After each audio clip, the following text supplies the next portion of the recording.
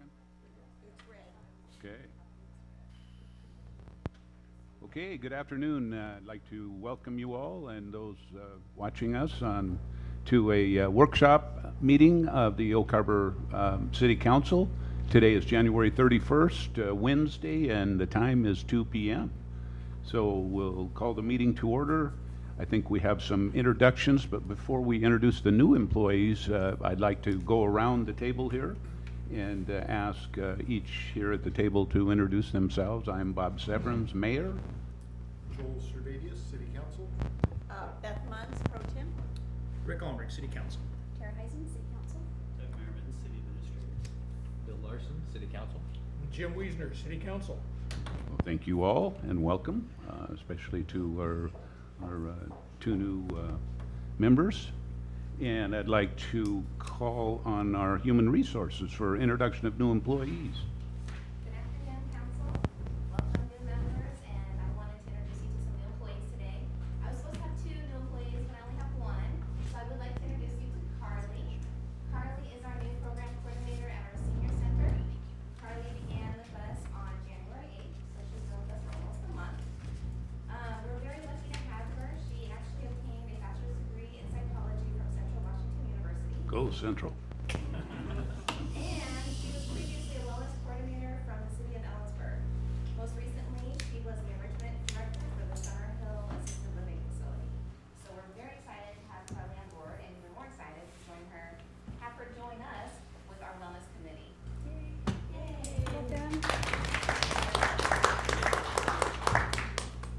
Thank you, Emma.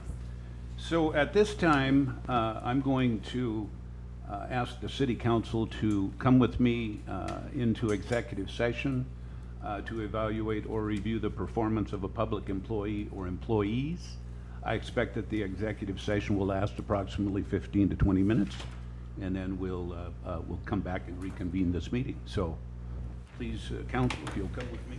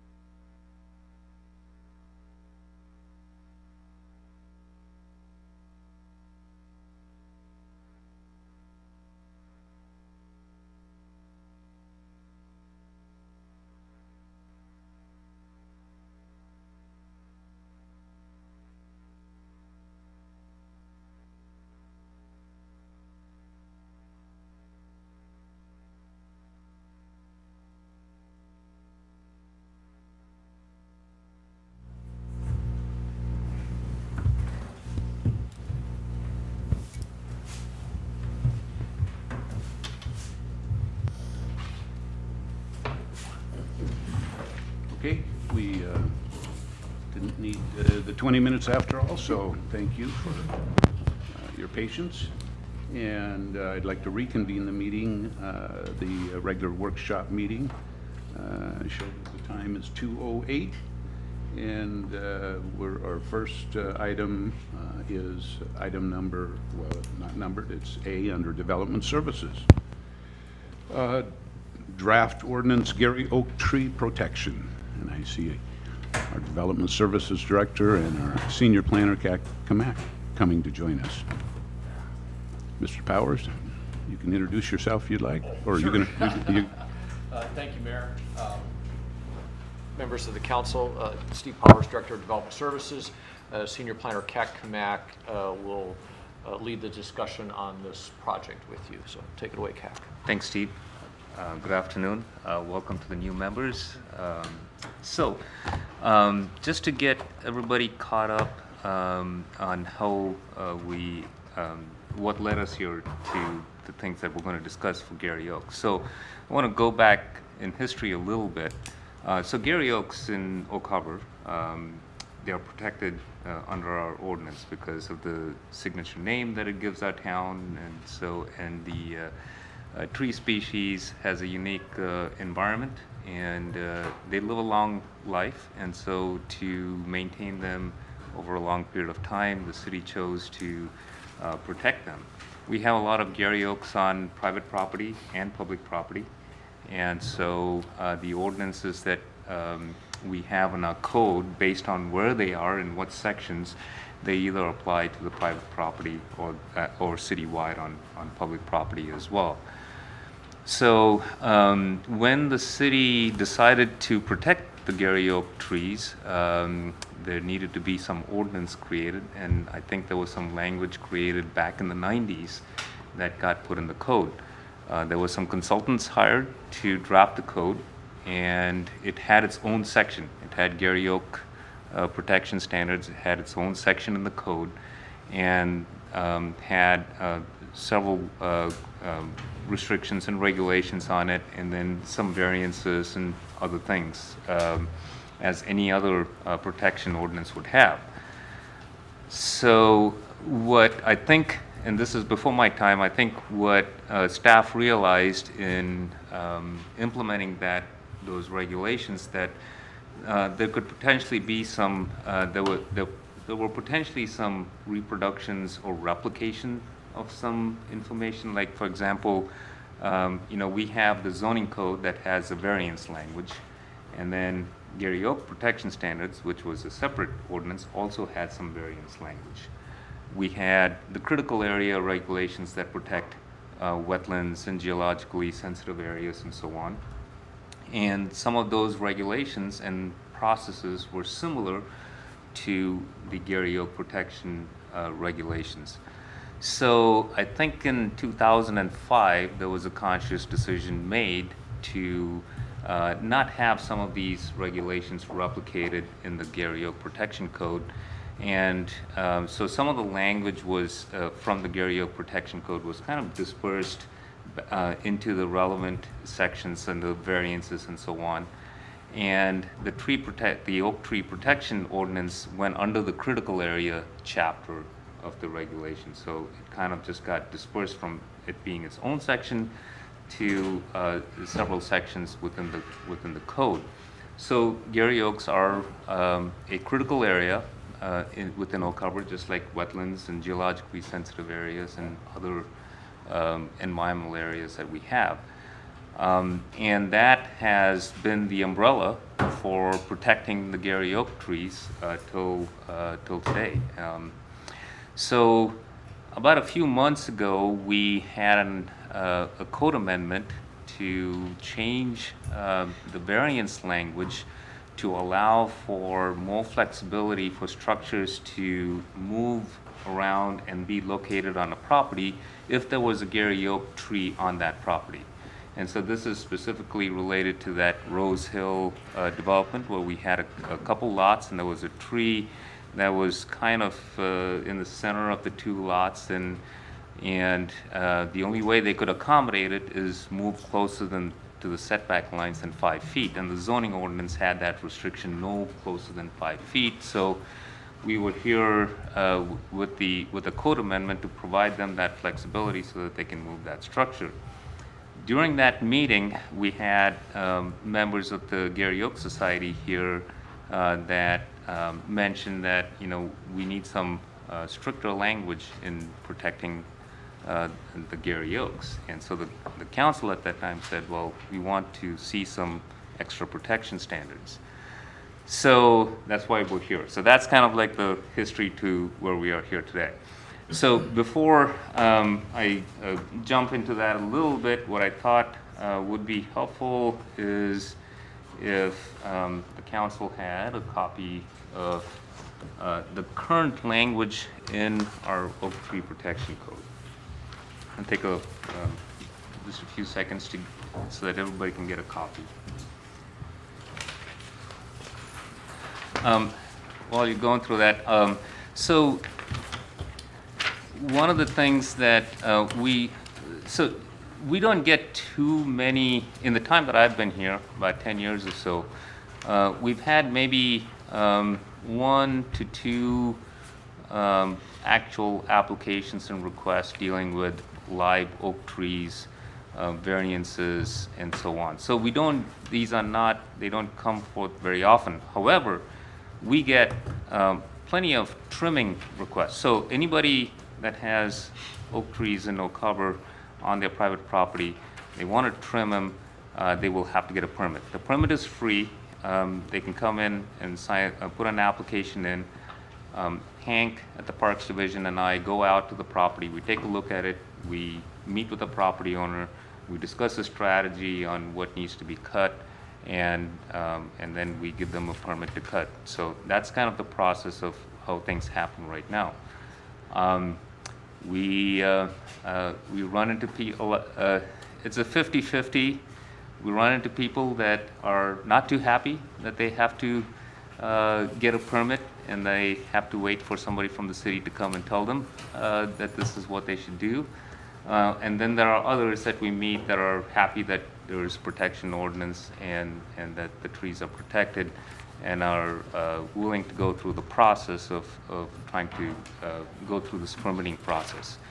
We run into several challenges sometimes. You know, sometimes there's a tree on one property and the branch is extending into the neighbor's property. The neighbor wants to cut the branch. You know, these are not simple.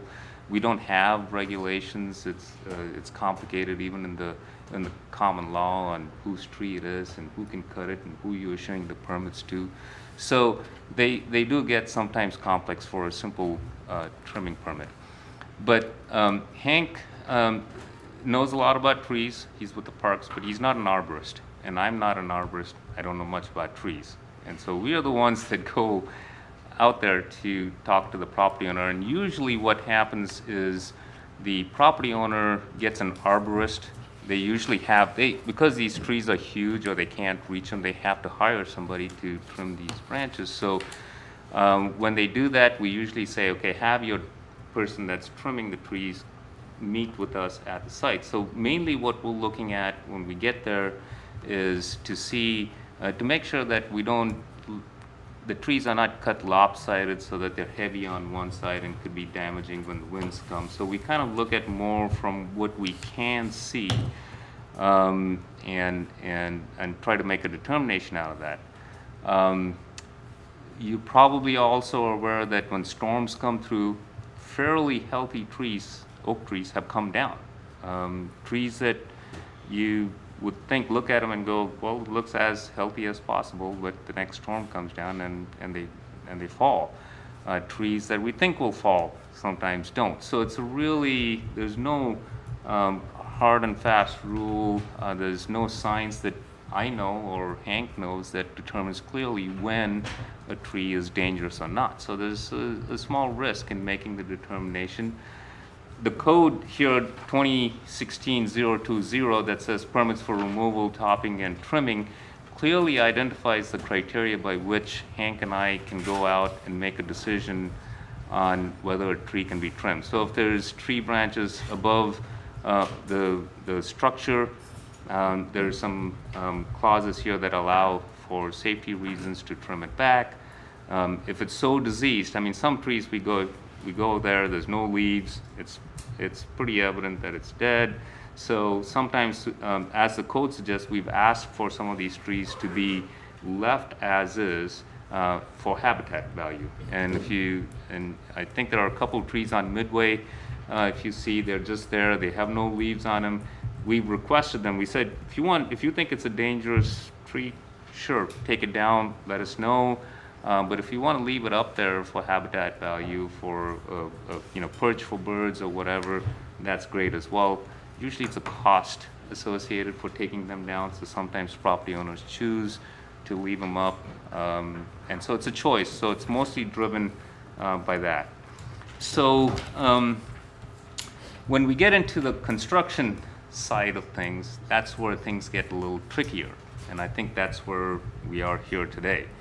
So if today somebody came to do a construction project, let's say in addition to the house, and there's a Garry oak in the way, and they contact us, they usually say, can I cut the tree down? Because most of the calls, people just don't want to deal, some people just don't want to deal with oak trees because they're protected. They'd rather have them gone. They think it's a liability. Next storm comes, it'll fall on their house or whatever. And most of the time it's a live tree. We can't make a call on that. But if they do want to do some expansion or construction, the first thing we try and do is to try and work with them to see if they can do any expansion without the tree being cut down. I mean, that's the first kind of a step to solving the problem.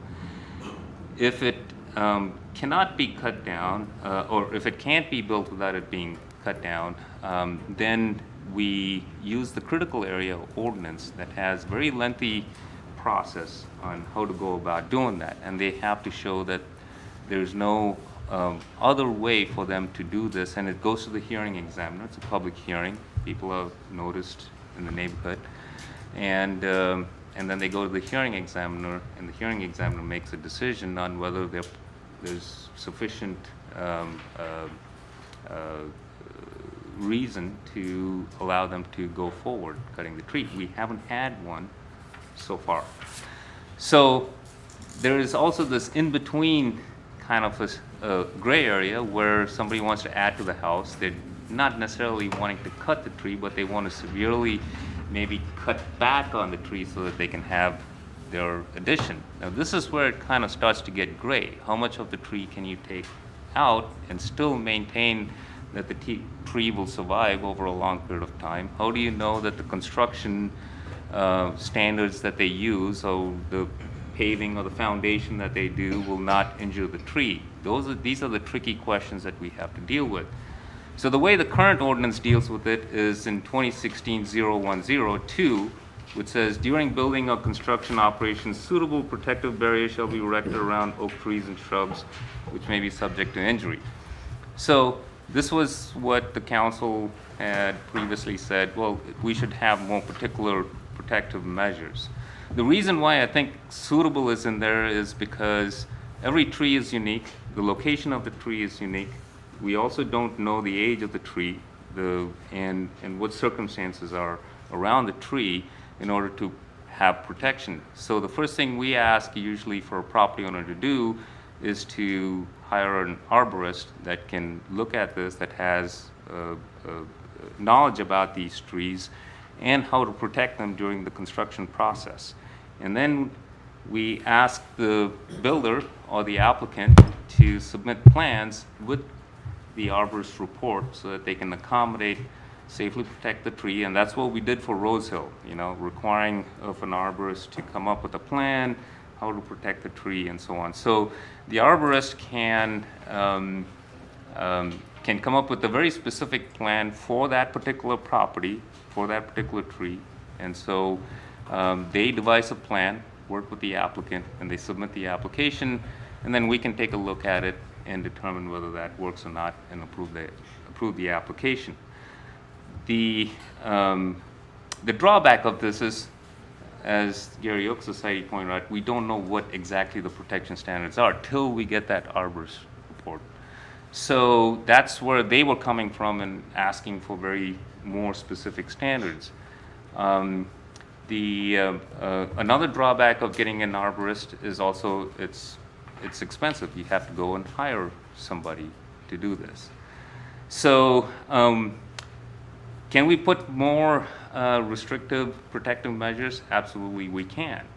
But what's the pros and cons of that? So once we get protective measures in, are we saying that an arborist is not needed? So if we have protective measures in, prescribing a certain set of regulations, saying you have to put a fence up under your drip line, you can't do this, you can't disturb the soil underneath it, so on and so forth, will that be sufficient to protect the tree and allow for construction? We don't know that for sure, even if we come up with some protective measures. We can do that, but does that solution fit for all trees? Probably not. There will be times when it doesn't fit. And then what happens when a particular measure doesn't get, if they can't meet a certain condition that we have, it goes back to the hearing examiner because it's a variance from what we are requiring. So there's many ways this could go. Just wanted to give you kind of like an overall view of what these protection standards would do if we were to go forth and consider them as to amend the code and include them. I have some examples of protective measures that you can have in protecting these oak trees. These are standards that, this is research from Canada, Canadian cities, other cities in Washington, not necessarily Garry Oaks, they have general tree protection standards. So these, the suggestions or the examples that I just handed out kind of come from a collection of some of these ordinances that we've looked at. And we can definitely, if we include that in the ordinance, it would be under 2016-0102 as specific conditions when doing construction. So technically, if somebody wanted to build a small accessory shed and it's partially under an oak tree, if they meet these standards, then they should be able to go ahead and do it without an arborist. So that would save them money and it would be beneficial to them. But what we can't assure, what we can do with an arborist is we can have an arborist say, well, during construction, somebody has to be there. If you come across a root that's 4 inches or greater, how do you deal with them? So we can have conditions placed on an arborist to be there if we use one, which is what the current scenario would be, to take care of those to protect the tree better. But with these specific conditions in here, we just have to rely usually on the property owner to follow them in order to do that and not necessarily have a monitor on site. So there's some pros and cons to both these, having regulations in and having not. One provides flexibility and one doesn't. One is expensive and one is not, So, just wanted to bring it up with options so that the council can discuss it and see, what it is that the council would like us to do.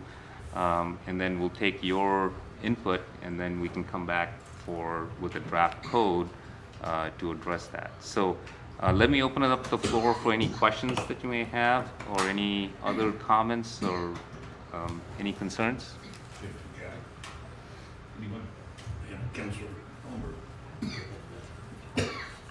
On the example of protection standards, on number F, in reading that, and towards the end it says shall be done away from the tree, would you say shall be located away from the tree?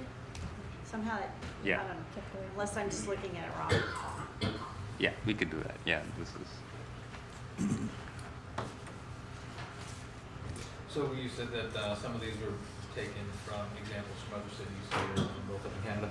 I guess my question is, because we're recognizing that arborists are the people who have the authority and the knowledge, have we had an arborist look at our recommendations, and would we do that moving forward if we chose to adopt some kind of standard protection like this? We haven't had an arborist look at this particular language, but eventually if we want to have our language looked at by an arborist, we can do that if that's the route we decide to go. Yes. Is it still correct that, like a building of a small shed under 200 square feet or something like that does not typically require a building permit? So that would still allow an exemption for a small structure like that within the protection area, or? No, it wouldn't require a building permit, but if it were within a drip line of an oak tree, it would need some kind of a review by the city, because we would want to see, again, depending, now, if you look at 3 of 2016-110, it says no hard surface shall be allowed within the drip line of an oak area to the maximum extent possible, and administrative variance, up to 25% is allowed. So they'd have to come and tell us where they're putting this, and how much of the drip line they're under the drip line they're going to be, and if it's more than 25%, it's not an administrative variance, so it kicks it back into the hearing examiner mode. So even though a building permit's not required, it still needs a review under the oak tree protection. So follow up, so even if somebody was building something, 20, 30 square feet within this area, if we were to place a required minimum standard, that would apply possibly to even a small project like that. Yes. Therefore, in that scope, that would become a very burdensome to take that on. So can I add Yeah. something? So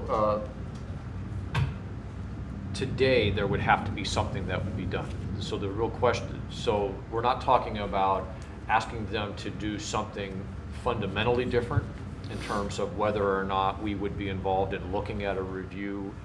So if today you're building something, trying to build underneath the drip line, you're likely going to have to deal with an arborist to identify what the suitable protection measures would be.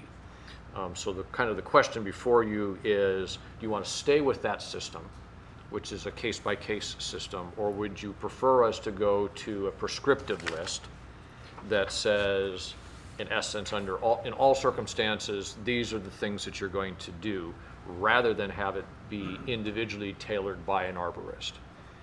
So I guess my point, Mr. Wiesner, was that they're subject to that today. The question just is, which path will we put them on? And I understand it, Okay. I'm just making sure that we're not actually, adding a burden for a small project like that, that we're trying to create a pathway for people to find it easy to come in and do business and want to, properly do business, and not have a reason for them to try and avoid the system. And it seems to me as though if we were to come up with a canned set of regulations, that's going to be hard to fit all sizes of projects.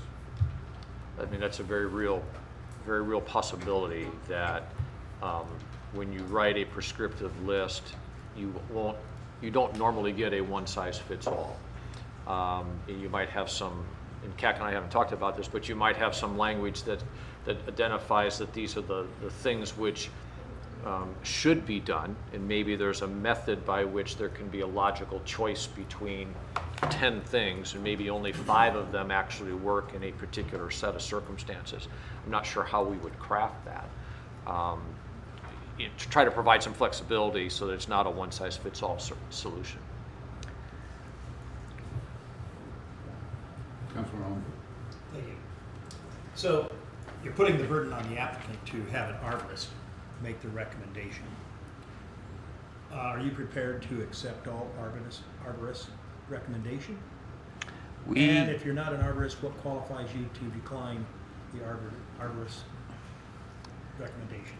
That's a good point. We rely on experts in the field to provide the information. That's why today's system is kind of property owner driven, so that they can work out a way that works both for property owner to build the project and for the tree to be protected. Maybe there is some some way that I mean, we rely on the arborist ethics, and we're going to require a certified, arborist, and they have code of ethics, and that's why we ask these So wouldn't you professionals want to to do it. define who is qualified and not just use the term arborist? Arborist, yeah. We, for the Rose Hill one, we actually had a condition that said a certified arborist that's very specific to construction related. So there's a lot of arborists that just do trees, but we wanted somebody to be construction experience related. So when we do get eventually a building permit from them, along with an arborist report on the construction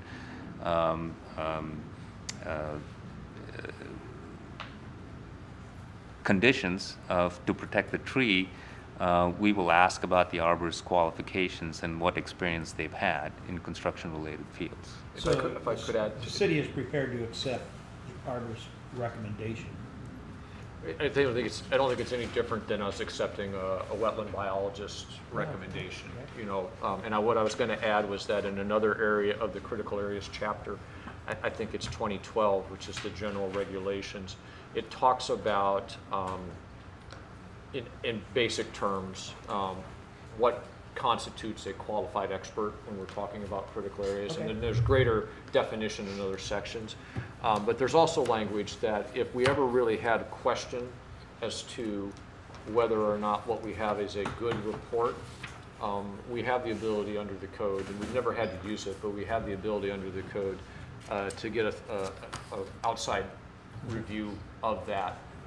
And unfortunately, that is at the burden of the applicant. But if we just were stumped with something, we have the authority to hire someone else to look at it. Okay, then on item number 3, no hard surface shall be allowed within the drip line. Should we be defining hard surface? The reason I'm asking that question is LID requirements for pervious surfaces. Are you considering that hard surface? And if you're considering it hard surface, then obviously by that decision, the LID standards don't work for percolating water into the soil. So if LID works and it allows oxygen and moisture to go into the soil around the drip line, why wouldn't you accept pervious surfaces?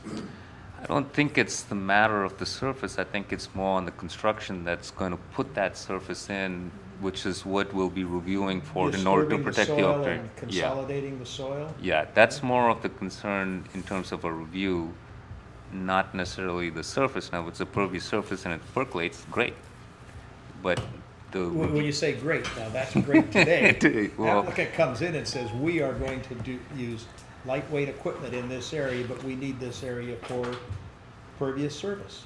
We need it for part of our parking or something like that. So why would you deny that use?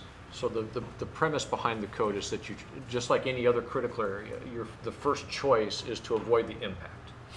So the very first choice we're going to work with is to try to not do that thing underneath the drip line of the tree, or in the wetland buffer, or whatever critical area we're talking about. If that proves to be infeasible, then we have these sort of other decision points that we work our way through with the applicant. Provided we use it. But the overall goal is to stay out from underneath that tree, because it's generally accepted that the tree's health will not decline if we don't do stuff underneath the tree. Okay, now down in the use of may and shall, down in your paragraph 1 under permits removal, it says, a permit for removal topping may be granted when it is determined by the director that the oak tree is diseased or damaged, and then it goes and presents a public danger. Then it goes on to say trimming is inadequate to ameliorate the danger. Where feasible, dead oak trees, again you're using shall, be left as snags for their habitat value. Then you drop down into number 2, and it says trimming. A permit for trimming shall be granted when it's determined, and you go down to A, or remove diseased or dead branches, which is inconsistent with providing the habitat. So there's a difference between trimming, which is the least intrusive of any of it, and the previous section, which is removal or topping. Well, I see I got the removal part, but the topping part could also be trimming. Well, CAC and Hank worked real I'm hard gonna to let make you to work make- on that Well, one. no, we- That may and shall thing can get us all into trouble. Just as a reminder to the council, this is your existing code. And this Yeah. is always the danger of giving you the existing code. It's because in essence, we're asking you to read it, and that always turns out poorly for us when you read our existing code. It's the only time we get to read it. Well, then we should stop doing this, CAC. So let me just walk you down the next path then. So then on the very last one. Would you look at the time? Under, I know, under variance, but you asked us, you're Yeah, gonna, go. because you gotta work on this, I'm sure. Under variances, under number 3 at the very end, it says that, under the zoning code shall be given every square foot of area devoted to oak tree use. Now, does oak tree use mean under the drip line, fully under the drip line, or is it just around the trunk? Again, it's a definition issue. That's a big area if you're considering that is the use, devoted to the oak tree Yeah, use. so again, the goal there is to preserve the critical area. And so I would say that what we're talking about is the area underneath the drip line. And Then define it that way. okay, Yeah. Yeah, I mean, this is the code language that was written, I think, in the 90s. It hasn't been changed since then. You know, we use our general guidance from the critical area ordinance in terms of, you know, what we think should be protected, and through discussion with the council, we know what's important to the council, and so there's a lot of calls we make in some of these gray areas on what is what needs to be protected. Can the language be fine-tuned to be very specific? Absolutely, it can be. So if we do get into making some amendments, we'll look into kind of fine-tuning what you're talking But about. don't you want to have it clear enough, not to be so restrictive, but to avoid confrontations with applicants? oh, sure. Yeah, sure. You know, that should be one of our goals. I know it is one of your goals too. But just on the surface of looking at some of these, there is certainly an opportunity for contest in here that can be avoided.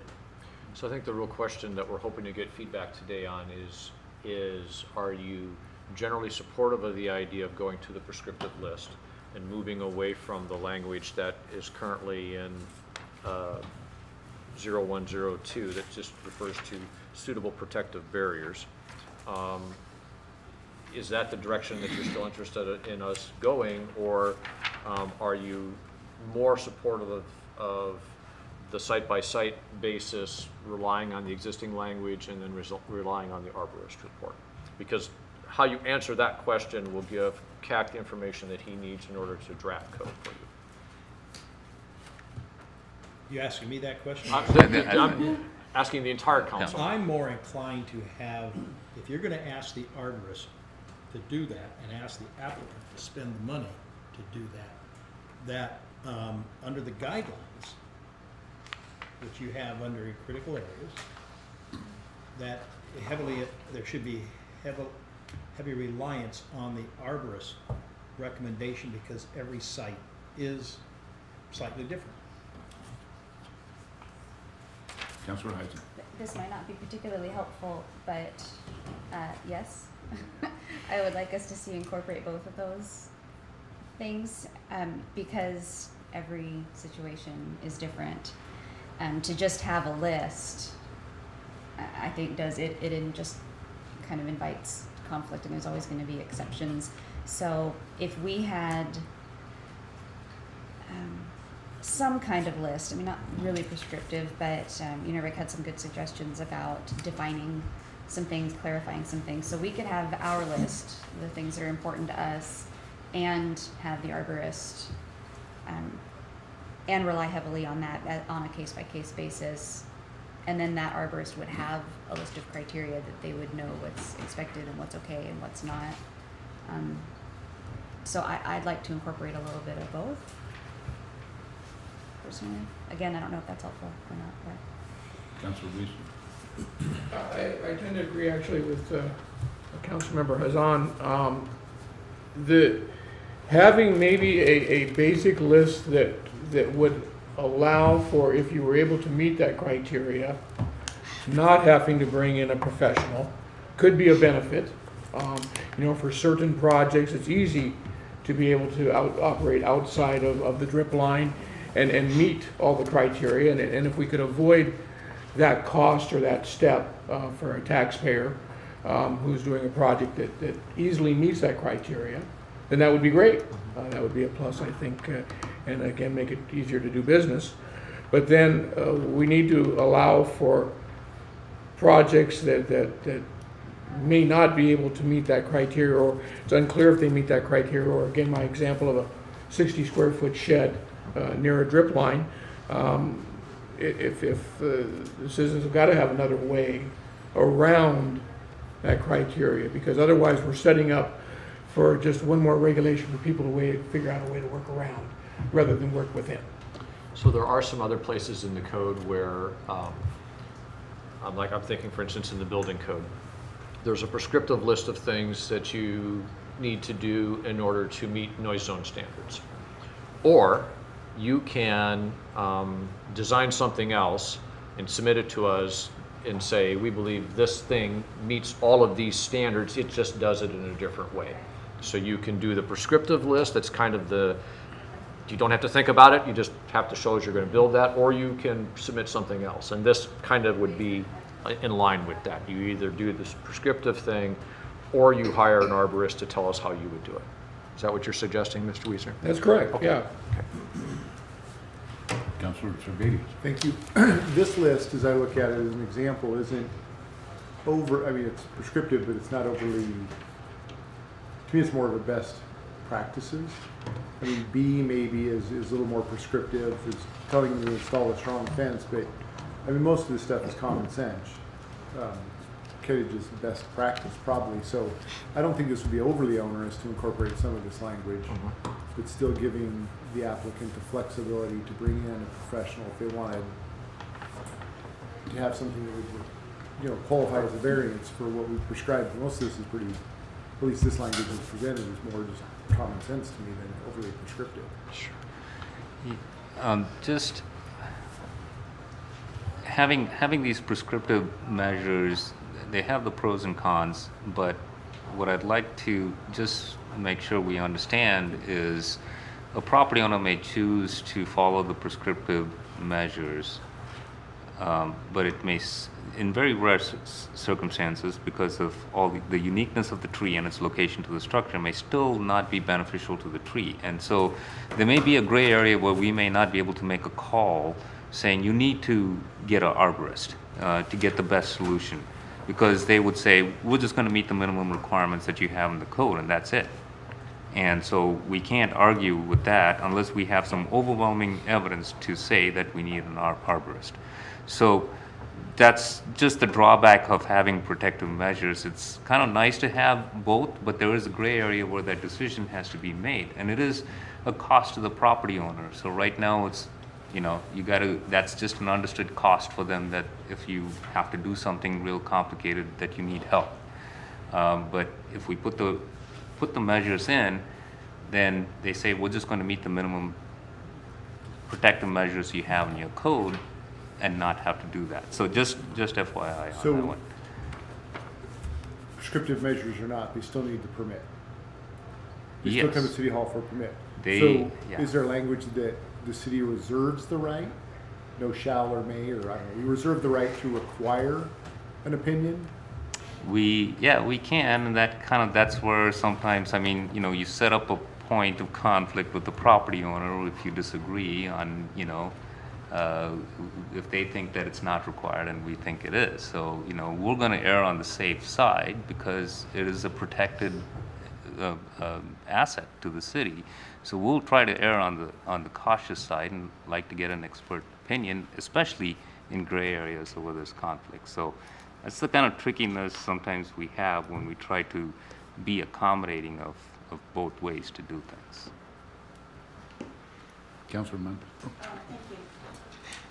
Since it appears that for a small project, you're not requiring a building permit, so how do you know they're building something on their property and it could very well be hammered into that oak tree? Do we have any teeth that if something is discovered that, Yeah. I mean, I don't want to really penalize anybody, but I saw somebody build a garage that I know never got a permit near my house, so, Yeah. you know. For most, for people that live in the area here where there's mostly Gary Oaks, they know that there's protection standards for the Gary Oaks. The neighbors are familiar with it. They call us. The Gary Oaks Society people are always around, so people are sensitive to it, and so they know about it. They either like it or they dislike it. Like I said, they like the oak trees on their neighbor's tree until they have to do something on theirs, and then they don't like the code. So I mean, but most of them are aware that there is this code in place. Us finding out about things is not a problem. Okay. Then the next question is I can recall some comments made in an email about a business owner trying to get the city to come to see if they could trim something because to them and whoever they had looked at it, it looked like it really needed to be trimmed, but it seemed like there was and this has been a while, but a real lag in timeliness on when they were trying to schedule get it done, and the cities was like way later than that before they could get there. So is there going to be,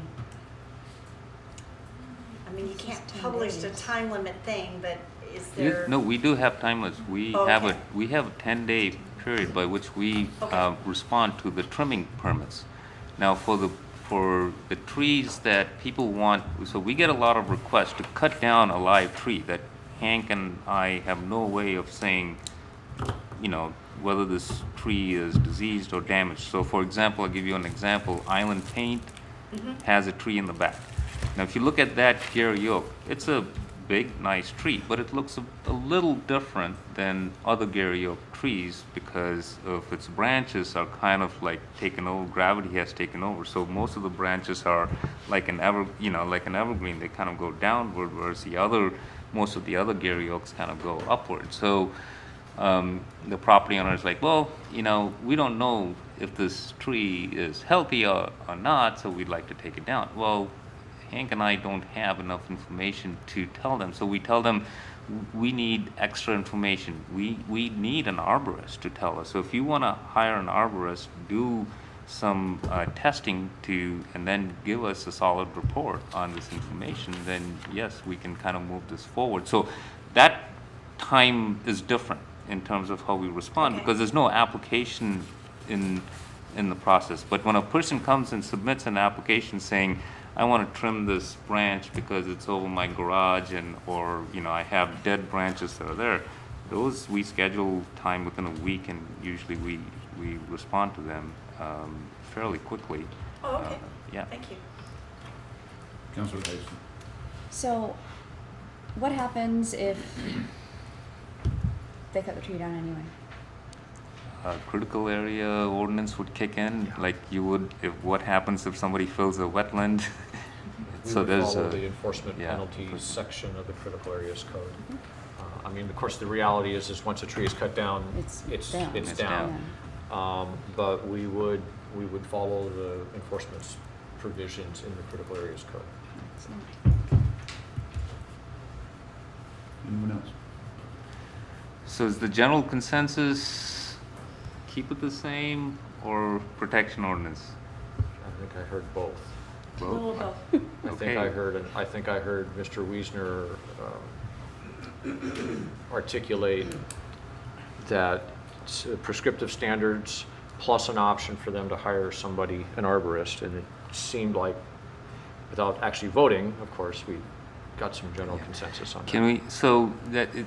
Can we make that bright line on determination, the drip line? So Mr. Wiesner brought up a great example. You know, you could be really close to the Gary Oak tree, not cross over the drip line, but yet you have to follow the measures because the root structures could go beyond it. But once you start to get under the drip line, maybe more than 25%, then we go to the arborist.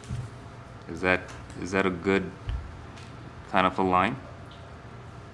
Question on the 25%.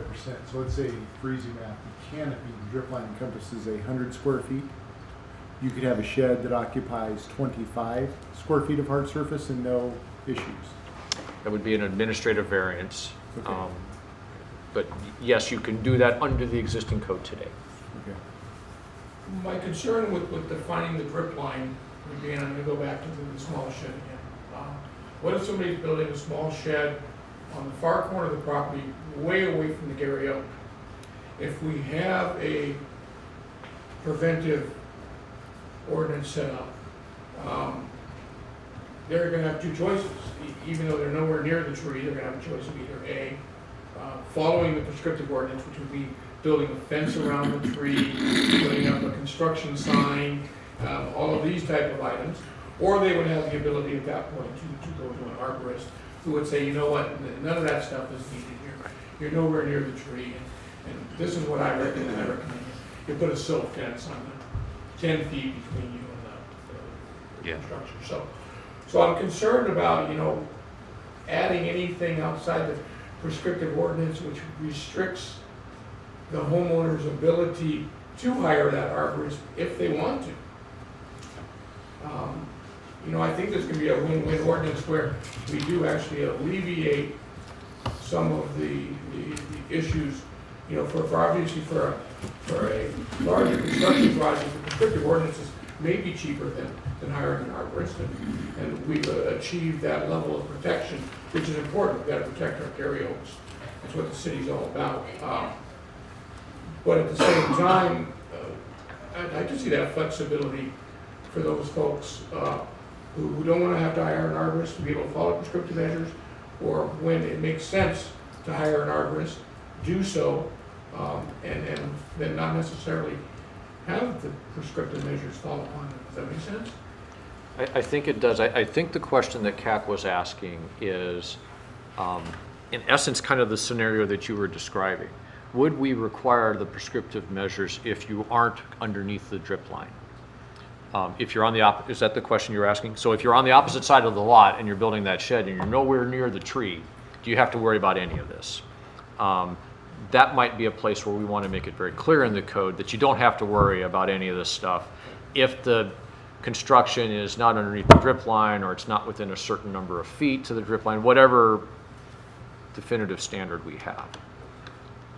Yeah, if there's a lot, there's a house on it, let's say, and there's an oak tree in the backyard, and they're doing something to the front porch, not anywhere close to the yard, I don't think this ordinance kicks in just because there's a oak tree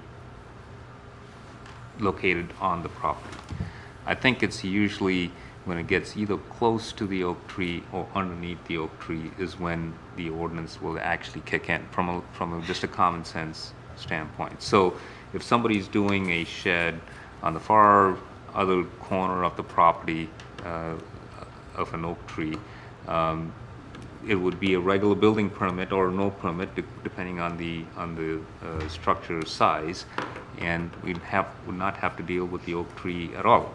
Now, it may be a problem if they're going to build under the neighbor's oak tree. Now, those are the things that starts to get really tricky. It's hard to say. So under those conditions, these protective measures would have to work, even if it's not an oak tree on their property. That's where we start to run into issues, is when the oak tree is not on their property and they're still building. So we have a lot of oak trees right on the property line, and so these protective measures may work there, where they are not in control of their oak tree, or we may have to make a call saying you need an arborist to make sure that the neighbor's oak tree is somehow protected during the construction of your project. So this has to be a line somewhere that we would have to be able to make a call as staff on when it's required. Now, I understand the choice of the property owner sometimes wanting to go there. If that's the case, mostly we go with the arborist. If the property owner wants to hire an arborist to do a specific set of measures, usually from staff side, we'll take the expert's opinion any day, find a way to do that. But it's usually the cases where they're reluctant to hire an arborist or don't want to because of the expense. That's where it starts to get tricky on, do we require them to, because of the conditions on the ground? And if so, what is the line by which we're using our authority to require them? That's kind of where we want to find a good line so that it's clear every time, so that we treat all property owners fairly. We don't want to have on one property owner it's fine and another not. So our codes need to be pretty fair, that we can make a call consistently and logically every time that this is when we need it and this is when we don't. So I think we have enough information to start, and I want to be sensitive to the council's time, and we've got one more item in our department. So unless you have anything else that you think we should know before we embark on this. Okay, We'll come back with some draft code maybe at the next meeting. okay. Thanks, Kat. We'll move on to Development Services B, Affordable Housing Recommendation. That's me, Mayor. Okay. So this is actually pretty exciting in the sense that it's our first opportunity to talk to council about implementing one of the recommendations that came from the joint city-county affordable housing task force. Council probably recalls that there was a comprehensive list of recommendations. I think there's maybe 39 or 40 of them total that were produced by that task force. And then you hopefully also recall that there were some that they put in this orange box at the top of the page that they identified as what they thought were the top priorities for the city and the county to implement. So once that came to the city, Mayor signed it to Doug and myself and Nikki to think about how can we go about putting these things into our code, or having the conversation with you about whether we should be putting them in our code. So this is the first one of those code-related projects. Admittedly, it's probably one of the simplest ones, but it's one of their recommendations nevertheless. And as you saw then from the draft summary or agenda bill, there was recent state law put into place that allows cities and towns and counties greater flexibility in how final plats are approved in terms of the approval body or the decision-making body on that. Previously, that authority rested solely with the legislative authority, with council. And so right now you approve preliminary plats, and then once things are ready, and we've got a final plat, we bring that forward to you, and then you approve that. Well, with this new law going into place, you're now able to assign that responsibility to somebody else. You can assign it to your planning commission, or you can assign it to one of your administrative personnel. And as we looked at that language, and as we look at what we know a final plat process to be, and you saw in our brief description, really, final plat is really a check. Did they do all of the things that they were supposed to do in order to get the preliminary plat approved? Yes or no? Is it the same configuration as what was preliminary approved? Yes or no? Are all the public improvements in? Are the maintenance bonds posted? All those kinds of things. You know, it's a little more than going down the checklist, but really it's a compliance check. And so with that in mind, in order to promote the greatest amount of flexibility, we're suggesting that you amend the municipal code to allow those to be administratively approved by the Office of the Director of Development Services. So you saw in the draft code that there are two things which would need to be changed. One section is actually the nuts and bolts of things which go on the final plat, who has to actually sign it, and you can see that language in there. And then the other section which would need to be changed is that provision which decides who the approval authority is. So it's a pretty straightforward code amendment. We're looking to bring this forward, I think, at your February 6th meeting. I think we're on tap for that. And so I'd be happy to answer any questions or discuss any concerns that you might have. Councilor Olmberg. I support this. Having the Development Services Director sign this and make it administrative, move it along for all the reasons that you said. The one question I have about this is when it says specifically, I guess this is for the legal department, when it has specifically the Development Services Director, should that be Development Service Director or their designee? What if you're not here, not available, you're going to hold up the show? Because there is a there is a line for that person's signature, and that's not included in this code amendment. Just add who doesn't. I think you could go that way, you know, if that's the direction that the council wanted to do. I think from a practical standpoint, we would do that anyway. If I was out of the office or someone else in this position was out of the office, I think they can always designate someone to execute certain kinds of things on their behalf. But if you felt more comfortable having that language in there, we could do that. Well, the question was, I guess, to legal. Is that acceptable to leave it that way to keep it simple, or should it be more clearly defined? Either way is probably fine. If you'd like that in the code, we can certainly put it in. We do have a lot of places in the code where we say or designate, and so that would be appropriate. I heard legal say either way is fine. I'm ready to move on. All right. Councilor Wiesner. I absolutely wholeheartedly support this. It's pretty exciting to actually see a year's worth of work. Mr. Allenberg was there also for several of the meetings where a lot of these recommendations came out of, and I think this is actually the first item that's being changed based upon those recommendations, and I appreciate you bringing it forward, and look forward to several more moving forward to help out affordable housing. We have 2 more in the queue already that we're working on. The next one on tap is one dealing with accessory dwelling units, which was also one of the priority recommendations. And the other one that we have already developed a schedule for is the one dealing with ground floor residential in commercial districts. So those were the 3 that the mayor prioritized for us, and so those are the 3 that we are tackling first. Councilor Larson. So I read this over, and it looks like it streamlines the process, and I'm all for that, and I'm very much in support of that. I always try and look for the other side, and so I was like, all right, what are the drawbacks to shifting this authority? And I couldn't find any, so I'm going to ask you, are there any drawbacks to shifting this authority? I don't think so, because one of the misconceptions could be that council actually has the ability to change something at the final plat stage. And normally someone would say, well, your staff person doesn't have the flexibility to change something, the council can do that. Well, the reality is no, you can't, and you don't, because you have to, when you're doing it, you're essentially determining whether or not they've met all the standards of the preliminary plat. So I don't really think there is a downside here. There has not been one that has come to mind. Thank you. Yeah. Councilor Servatius. Thank you.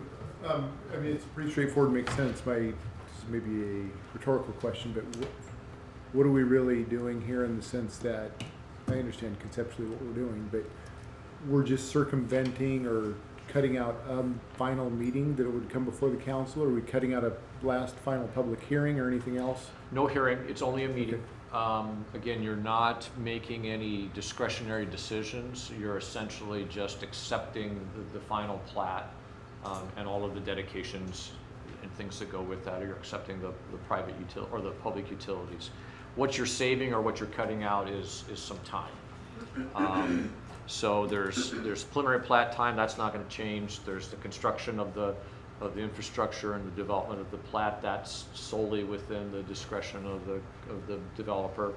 And then there's they're ready to submit a final plat and actually getting that document ready for approval. And then what you're saving is that time at the very end where it's ready, but now we're working to get on to your next available agenda. And so that could be a few weeks, it could be a month or a little more than that, depending on where we are in the cycle. Okay, but So you're everything saving time. Okay, everything else will apply in the beginning stages, planning commission. Yes. Okay. Yes. So you're not losing a public hearing opportunity. The council is still approving the preliminary plat, which is frankly the more critical decision on your part. Okay, anyone else? Okay. All right, Thank you, thank Mr. you. Bowers. We will move on to legal department. She's got 8 minutes. Mhm. Oh, she's got 8 minutes. Oh. We'll start with item A, draft ordinance number 1802.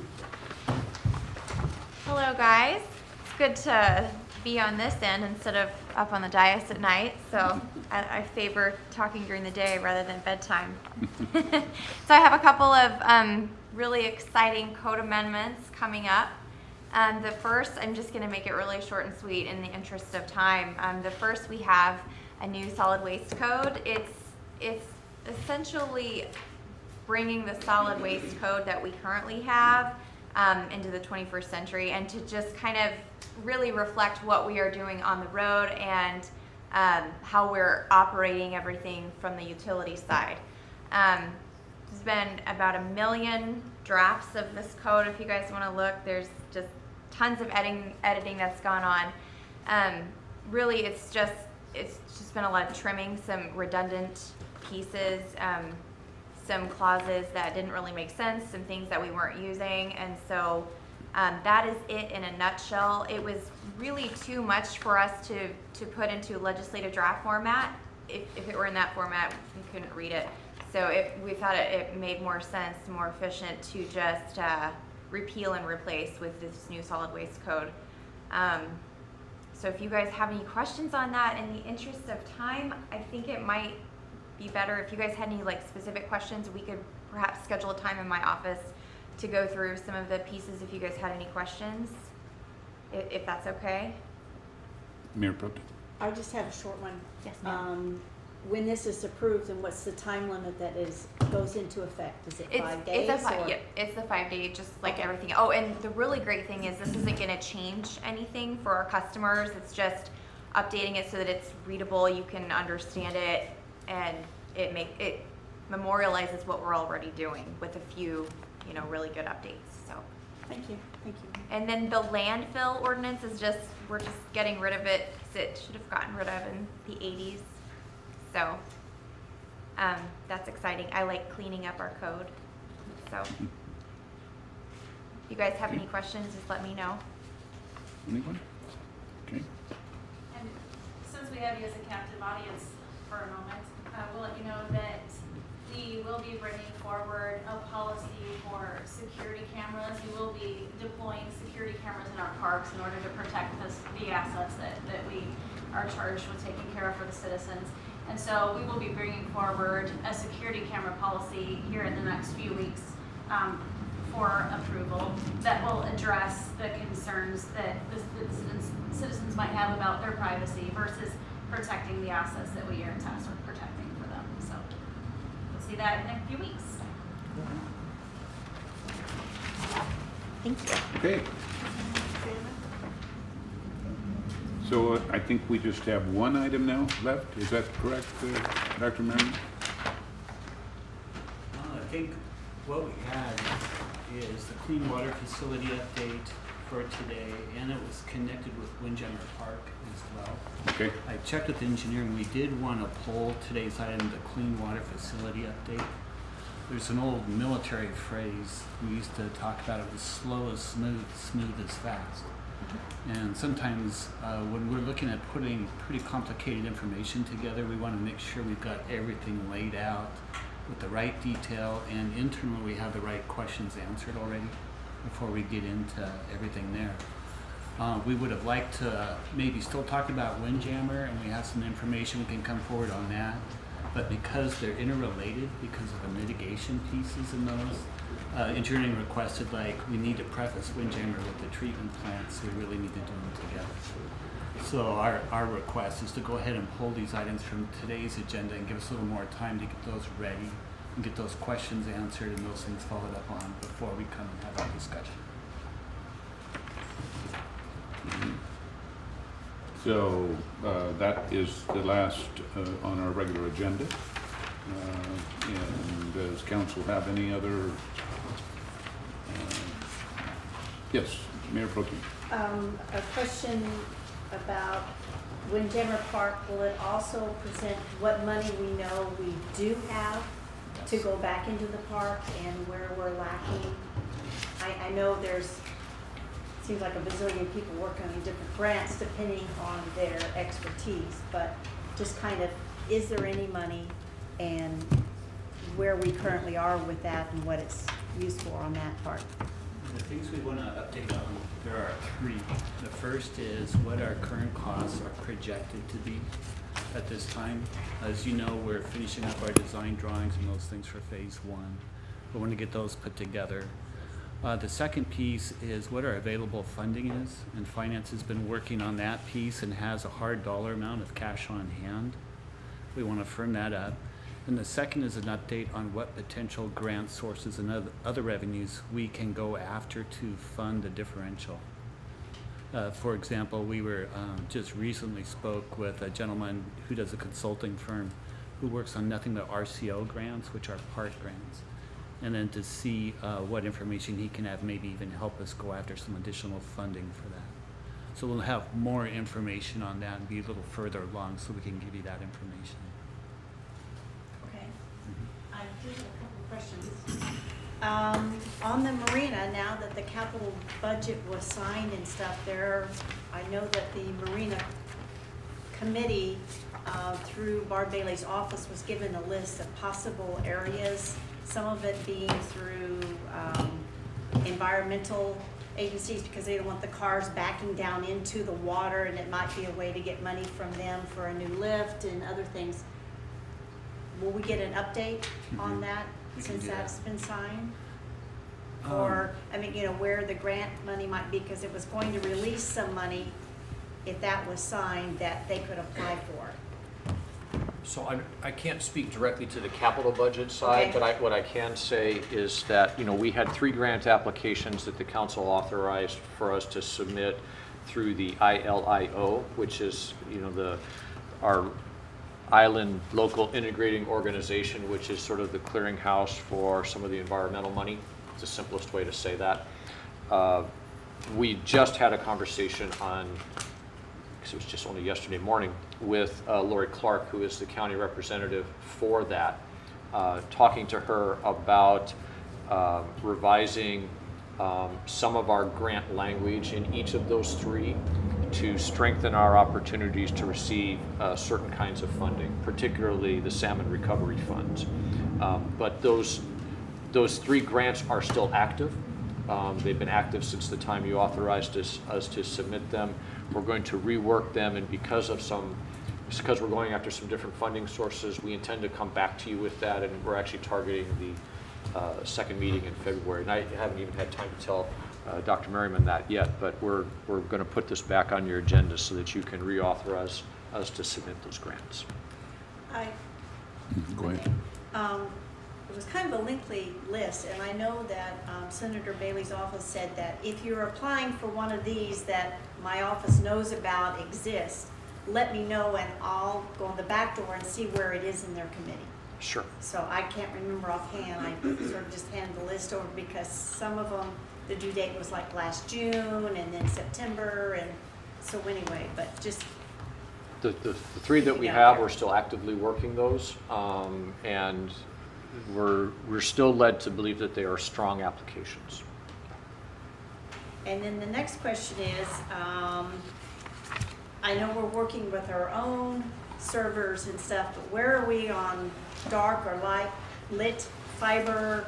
And, you know, are we gonna come up with an ordinance that says you dig anything in town and you're gonna put a conduit in there so that we can have that fiber put in eventually? I mean, it's sort of like it got a lot of momentum, and then it's like, yeah, and then it's up a little bit, and it's just like, I see communities expanding and taking advantage of economic opportunities because they have fiber to their home. They can work out of their home. I know we're gonna do the city buildings first, and then we'll go out, but I know Anacortes has got this plan, and they're just going bing, bing, bing, and Mount Vernon is already, I mean, it just seems like it's too slow. Where can we get an update on that, where we are? Because that's exciting news, and if someone is looking to come to our community, that is something we're going to look at. Some of the committee meetings in DC I went to in Sandy, Oregon, once they got it, when they sell their house, that's the first picture they put on is the connection on the outside of the house to fiber optics. I mean, that's instead of the front porch. This is, hey, you can work from your home. So it's exciting, and I just kind of want to know where we are, please, on that. Okay. Where we're at with that right now, and you are correct. What we're talking about at the staff level right now is a 3-phase approach to fiber and what we're doing. And one is what we call a telemetry upgrade on that. And In our CIP, we have a couple of projects, in our capital improvement plan, we have a couple of our projects that are telemetry upgrades, and there's a couple $100,000 we have budgeted towards that. So what I'm doing is looking at those telemetry upgrades and then say, okay, is that some seed money or a starting point? I haven't even talked to Kathy and them yet on that piece, but to see that we can start phase 1, which would be running fiber between our telemetry stations and our public buildings. Telemetry stations are pump stations and different things where we currently probably have like telephone or radio lines that call us if there's a problem at the pump station. So there are different funding opportunities when you start that way. It's similar to what Anacortes did, because that is a utility project then to get that initial backbone laid on fiber.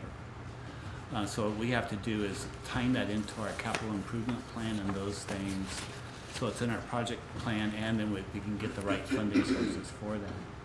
Then you start branching into the other phases, which are going into your commercial areas such as Pioneer Way and that, and moving that way, and then also like Goldie Road. That's kind of phase 2, is where do you go to that. That could include like Skagit Valley College, Woodby Health, I still want to call them Woodby General, out on Goldie Road, and those different partners that we can do there. Phase 3 is the big question mark, and that is residential, and what options do we have to go into residential. That we've spoken with NOAANET, Wave, and Woodby Tel to get a feel of what they're thinking, and it's kind of the unknown for them as well. One complicator a little bit, you may not know, is that Wave was just purchased last week. I think it's called DNS is the company, and what was purchased is the former BlackRock's black fiber that's in Oak Harbor. That's a fiber line. That was then bought by Wave, and now Wave's holdings have been bought by this third company. So I was just contacting Wave yesterday to find out on that. And why that's critical is we have to look at our options. We can lay fiber out, but eventually we have to plug it into somebody. And that's where you run into more of a competitive process. We could pick one and just go, but we need to talk about, do we want that to be competitive and find out what the pricing is, whether we lease that line then to that carrier and what options they have, or we actually make something off our dark fiber line. So those are the pieces that we're working on right now. There's a lot of movement on that, but it's kind of quiet right now. Jim McAfee from Wave is actually scheduling a time to come in and talk with us. And we have NOAANET on deck, who Anacortes is using to do that. But if we're approving plats, whether it be 2 houses or 10 or 12, in different phases, are we not going to require them to put in conduits? I mean, isn't there a standard for conduits so that whoever comes in, it can be done? Otherwise, they're having to re-tear up the ground. I mean, why? You got a hole, put it in there. But maybe that's too simple. But no, it may be a different approach. And what we've been negotiating in our franchise agreements is an open trench agreement. And that's where anytime they open the ground and do that, we have that opportunity then to go ahead and lay fiber. And we've already been negotiating that into our franchise agreements this last year. Now the big elephant we have that we have to talk to about that is Comcast. That franchise agreement, we're running kind of past our past agreement, but we're looking at a consortium right now of negotiating that, similar like our small cell deployment. So when we get into that, they're the ones that laying the conduit, and the residential question is going to be really critical. And that is if we're wanting to get that into the residential neighborhoods. But in the meantime, we have in those franchise agreements where the trench is there. They won't buy the conduit and put it in for us, but we get access to the trench, and we can bring our conduit and make sure we get those put in there. One good example is we're working with TSI out on Goldie Road. We want to do a business expansion out there, and we're looking at extending utilities up 21st Court. It's the old Technical Drive. And in our .09 application to the county for money to do that, we're not just talking about sewer and water type utilities. We also have wording in there that mentions fiber. So we're starting to do all those things in our grant applications as well, so they will qualify for cost recovery if we do fiber installation on those. okay, thank you. Councilor Wiesman. Can you update us real quick, like on the schedule for the tear down of the remainder of the windmill? I know Joe's not here. Yeah, just a ground. Right now, we don't have a tear down schedule on that. We've actually put it on hold. Good. So we're not gonna tear it down right now. Okay. What we're actually looking at is, okay, I talk about this now. What we're looking at is we have gotten a price quote on what it would cost to actually move the windmill to a different part of the park. And we have to look at some back and forth things because the concrete base on it, that's gonna be a bugger to try to move. But the upper wooden portion like that, we're looking at what would it take to move that if we rebuilt a foundation and can set it back on that. The quote, I think as of yesterday, we're looking at it was in the mid-40s to move the windmill and do that. So what you would have is, one, we have to select where that will be, a new location. Two is, what is a bid price on the foundation, and then what are the prices for rebuilding the fan on it that we had to take down. So when we get those costs, we'll compare that to the other options we've talked about and see if we may have a cost-effective way to actually keep that windmill in the park. We may just scoot it over.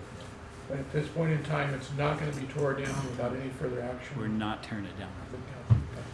Okay. Thank you. Anyone else?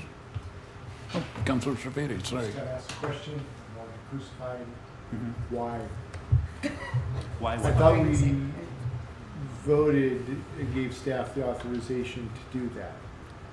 What we Take it have, down if need be. sort of. Okay. Now, what we have is in the adopted Windjammer plan that we've done in phase 2 was looking at a relocation of that. Because of the urgency that came up with the safety features, that conversation has come up. And with Mr. Almberg's questions and things there, we thought, okay, we know there's a plan to move that at some point. So right now, it's just like, okay, let's hold on tearing it down, but just see, okay, either now or phase 2, what would it cost to actually do that? And so if we have those numbers, we may ask council, like, okay, we have this plan right now, but just know this is kind of what we're looking at for numbers. The reason why we wanted to look at that is when we talked about this a few weeks ago, we had numbers from just tear it down and demolish it to here's what it might cost to tear it down and build a new one. And then, so it was a good question of from $0 to $400,000, what would that cost? So what staff wants to do is to see if we can quantify for everybody as an option, maybe to think about whether we do it today or we do it in phase 2. What would it cost to actually keep the windmill and just move it? So that's really what we're looking at. It's not to change the plan or anything, but at any time we want to look and see what's the most cost-effective way to accomplish that. Okay. Anyone else? Okay. Seeing none, then we'll adjourn our meeting. 3:26. Thank you very much.